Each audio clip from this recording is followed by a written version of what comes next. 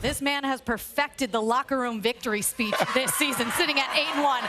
And there's a sign there, My Little Tony. I think it's an ode to My Little Pony. Is there a tie there, Coach? Man, that's first time I ever heard that. Not bad. I appreciate the love. Joining us now is head coach for Virginia, Tony Elliott. Got a laugh out of him, whoever made that sign. Great to have you up here. And I know we got two great ACC coaches sitting up here right now, so it is great to have you with us. Oh no, I'm not in this category here. This is definitely a legend. I'm gonna tell you what, you're making yourself a legend right now, because watching you guys play, I said this right now, it's just fun how you guys have won and the different ways you've won. I always say winning's a learned behavior. Yeah. And I see you guys learning to win by different guys. And to me, it's about you putting the belief in, but guys aren't scared to make the play. You've won by I've never seen a team win by safety. Won by safety. Then the next week you get a 1 inch. I always say the inches matter. You got a 1 inch stop at North Carolina. Now you got to pick on defense. At the beginning of the year, they were offensive shootouts. Right. What's been the key to getting this thing spread around and the belief you're getting on your team? You know, I think it's just been a culmination of the last couple of years. We had to learn how to lose close games, to learn how to win close games. And I think what you saw early in the season was the offense had a little bit more time to gel, because most of those guys were here for spring ball. And then the defense, we picked up several guys after the spring transfer window. And so I knew it was going to take them a little bit of time, and then we've had to overcome injuries. But at the end of the day, our approach is we're going to play 4 quarters, or however long it takes, and we're prepared for a 1-score game every week. And then if it changes, it changes, but we're prepared with the mindset that it's going to come down to the 4th quarter and 1 possession, and we're going to find a way. Coach, you were with us at Clemson in 2011 when we found new success.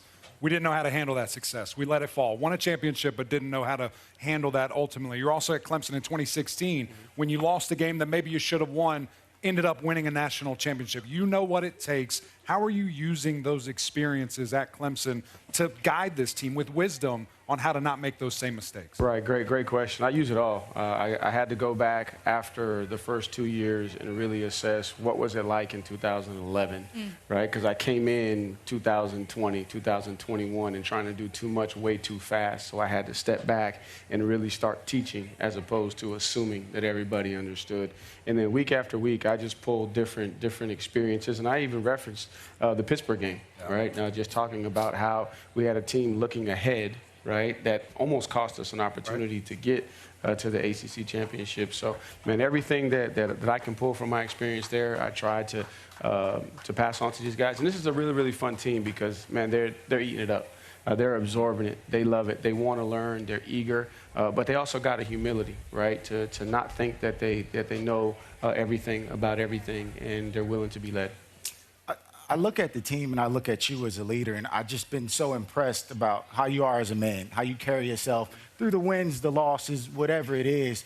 Who is that guy that you look to aspire to be like, whether it's a coach or somebody off the field that's helped guide you to where you are now? Yeah, I mean, a lot of it goes back to my relationship with Coach Sweeney. And one of the biggest things that he's taught from day one is you win and lose with class. Even when he was my position coach as a player, man, you win and lose with class, and you're not entitled to anything. Everything is earned. And so a lot of that is from a football perspective.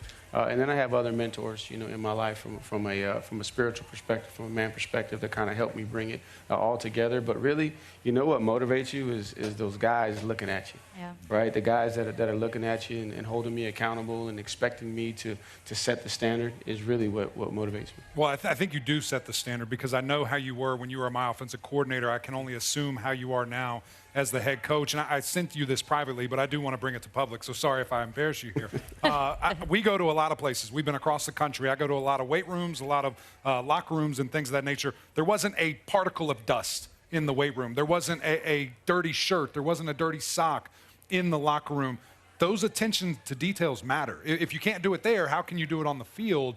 And your team does that. How important is it to you to obviously set that standard, but then your guys to uphold that standard? I mean, it's the reason why we believe we're where we are, is because we talk about our culture and just the way that we do things. Everything matters. And I know there was a little blurb on social media about the flushing the toilet, and that was serious. Like I was adamant about that. And early on, nobody could understand why I was so, you know, passionate about making sure that we flush the toilets, because that is an appreciation for your teammate. And we know as players in this game and as coaches, Man, this is a game of love. Man, you got to love your teammate because you're putting your body on the line. You could be seriously injured. You're trusting him. And so if you don't have an appreciation to do the little things for your teammate, then there's no chance in accomplishing the big things. Yeah, since that flushing the toilet quote, I never thought we'd be talking about bathrooms as much as we've done so this season here on the Huddle. Coach, thank you so much for taking the time this morning. And I know these fans are so excited to pack Scott Stadium tonight for this game. No, I really appreciate you guys choosing to be with us and looking forward to it tonight. We're looking forward to it. I know you are. These fans are as well. And a big thank you, by the way. It is SID Appreciation Week. Come on. Our guy, Scott Fitzgerald, who does One a of the ton best. of things for this program and has Come on, helped us Scott. so much in bringing the show on the road here to Charlottesville this week. Time for some trivia. Coach, feel free to